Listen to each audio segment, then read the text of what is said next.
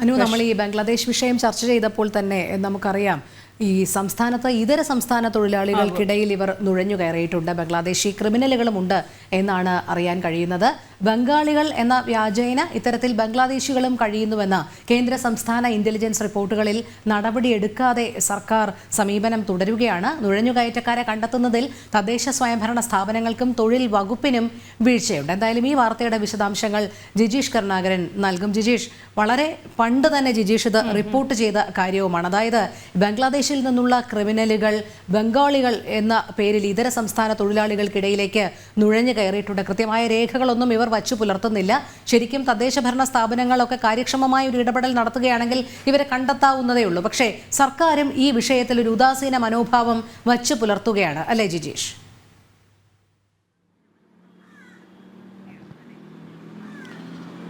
രോഹിണി, കൃത്യമായി തന്നെ, അതായത് ഈ ബംഗ്ലാദേശി നുഴഞ്ഞുകയറ്റം വലിയ തോതിൽ രാജ്യത്തിന്റെ സുരക്ഷയെ തന്നെ ബാധിക്കുന്ന നിലയിലേക്ക് പോയിരിക്കുന്നു. അവരുടെ ഒരു സുരക്ഷിത താവളമായി കേരളം അനുദിനം മാറിക്കൊണ്ടിരിക്കുന്നു.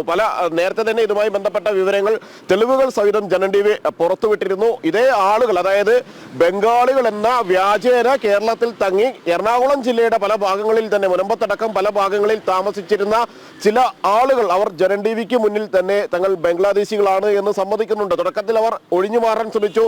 പല ഘട്ടങ്ങളിലും തങ്ങൾ ബംഗ്ലാദേശികളല്ല, ബംഗാളികളാണ്, ഇവിടെ തൊഴിലന്വേഷിച്ച് വന്നതാണ്, തൊഴിലെടുക്കാൻ വന്നതാണ് എന്നെല്ലാം പറഞ്ഞിരുന്നു. എങ്കിൽ കൂടി വിശദമായ ചോദ്യം ചെയ്യലിൽ അല്ലെങ്കിൽ ആവർത്തിച്ചുള്ള ചോദ്യങ്ങൾക്ക് മറുപടിയായി തങ്ങൾ ബംഗ്ലാദേശികൾ തന്നെയാണ് എന്ന് ഒടുവിൽ അവർ നമ്മുടെ ക്യാമറയ്ക്ക് മുന്നിൽ തന്നെ സമ്മതിക്കുകയും ചെയ്തു. അവിടെയാണ് സർക്കാർ സംവിധാനങ്ങൾ പല ഘട്ടങ്ങളിലും പറഞ്ഞിരുന്നത് ഇതുമായി ബന്ധപ്പെട്ടുകൊണ്ട് ബംഗ്ലാദേശികൾ ഇല്ല, ബംഗാളികളാണ്, ഇതുമായി പരിശോധനകൾ കൃത്യമായി നടക്കുന്നുണ്ട്, അന്വേഷണങ്ങൾ കൃത്യമായി നടക്കുന്നുണ്ട് എന്നെല്ലാം പലവട്ടം ആവർത്തിക്കുകയും ചെയ്തിരുന്നത്. എന്നാൽ അതേ ഘട്ടത്തിൽ തന്നെയാണ് സംസ്ഥാന ഇന്റലിജൻസിന്റെ അടക്കമുള്ള വിവരങ്ങൾ ഇതുമായി ബന്ധപ്പെട്ട് പ്രധാനപ്പെട്ട നിർണായകമായ ചില വിവരങ്ങൾ പുറത്തു വന്നിരുന്നു. സംസ്ഥാന ഇന്റലിജൻസും ഒപ്പം തന്നെ IBയും അടക്കം ഇക്കാര്യത്തിൽ ചൂണ്ടിക്കാണിച്ച കാര്യമെന്ന് പറയുന്നത് ബംഗ്ലാദേശി നുഴഞ്ഞുകയറ്റം വലിയ തോതിൽ വർദ്ധിച്ചിരിക്കുന്നു.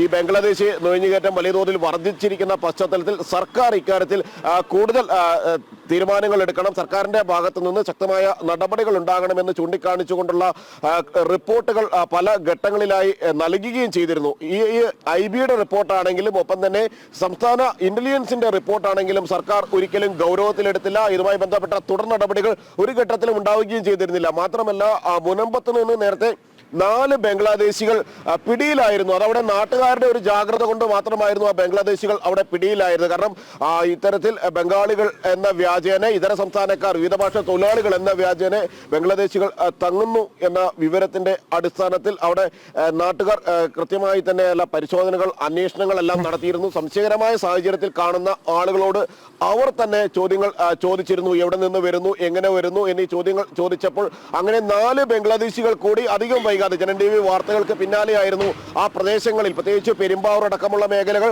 ആലുവ അടക്കമുള്ള മേഖലകൾ, മുനമ്പം പ്രദേശത്തിന്റെ ചില ഭാഗങ്ങൾ, അവിടെ മത്സ്യ മേഖലയിൽ ബോട്ടിലടക്കം ജോലി ചെയ്യുന്ന ആളുകളായി എല്ലാം തന്നെയാണ് ഈ ആളുകൾ കടന്നു കയറിയിട്ടുള്ളത്.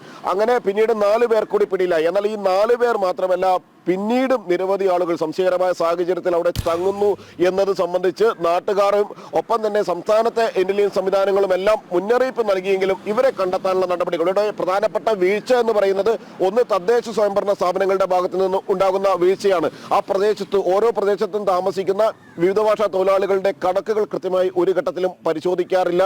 അവരെവിടെ നിന്നെല്ലാം വരുന്നവരാണ് എന്ന് അന്വേഷിക്കാറില്ല. അവരുടെ തിരിച്ചറിയൽ കാർഡുകൾ പരിശോധിച്ചുകൊണ്ട് വിശദമായ പരിശോധന, ആദ്യഘട്ടത്തിലെ ഒരു പരിശോധന കൊണ്ട് ഒരിക്കലും ഇവരെ തിരിച്ചറിയാൻ കഴിയില്ല. കാരണം പലരും വ്യാജ തിരിച്ചറിയൽ രേഖകൾ ഉപയോഗിച്ചുകൊണ്ടാണ്, വ്യാജ തിരിച്ചറിയൽ രേഖകളിലാണ് ഇവിടെ വന്ന് ഇത്തരത്തിൽ താമസമാക്കുന്നത്. അതുകൊണ്ട് തന്നെ ഈ വ്യാജ തിരിച്ചറിയൽ രേഖകൾ കണ്ടെത്തണമെങ്കിൽ വിശദമായ ഒരു പരിശോധന തന്നെ നടത്തേണ്ടതുണ്ട്. അത്തരത്തിലുള്ള പരിശോധനകൾ തദ്ദേശ സ്വയംഭരണ സ്ഥാപനങ്ങളുടെ ഭാഗത്തു നിന്ന് ഉണ്ടാകാറില്ല.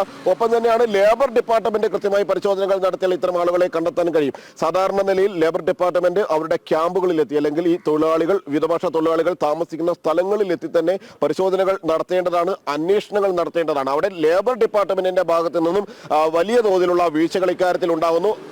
ഇന്റലിജൻസ് സംവിധാനങ്ങളുടെ റിപ്പോർട്ടുകളെ അവഗണിച്ചിരിക്കുന്നു എന്നതാണ് ഇതിൽ ഏറ്റവും ഗൗരവകരമായി കാണേണ്ടത്. കാരണം രാജ്യ സുരക്ഷയെ തന്നെ ബാധിക്കുന്നതാണ് മറ്റു സ്ഥലങ്ങളിൽ ക്രിമിനൽ കേസുകളിൽ. ജിജീഷ് സൂചിപ്പിച്ചതുപോലെ തന്നെയാണ്, ക്രിമിനലുകളാണ്. അതുകൊണ്ട് തന്നെ വലിയ രീതിയിൽ ഇവരെ നിരീക്ഷിക്കേണ്ടതായിട്ടുണ്ട്.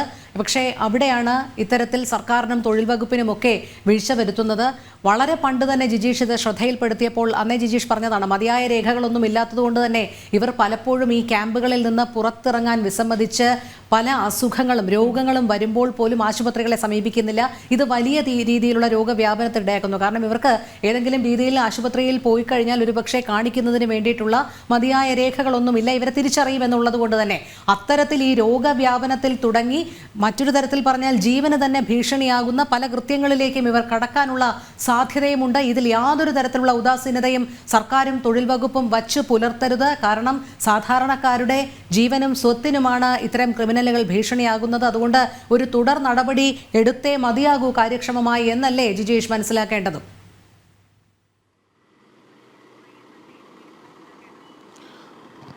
രോഹിണി, അത്തരത്തിൽ തന്നെയാണ്. കാരണം നമ്മൾ തന്നെ ഇത് പല ഘട്ടങ്ങളിലായി ഈ ഒരു ദുരന്തം അല്ലെങ്കിൽ അത് നേരിടാൻ പോകുന്ന വലിയൊരു പ്രശ്നം മുന്നിൽ കാണിച്ചു കൊടുത്തിരുന്നു, അല്ലെങ്കിൽ അതിന്റെ കൃത്യമായ വിവരങ്ങൾ നൽകിയിരുന്നു.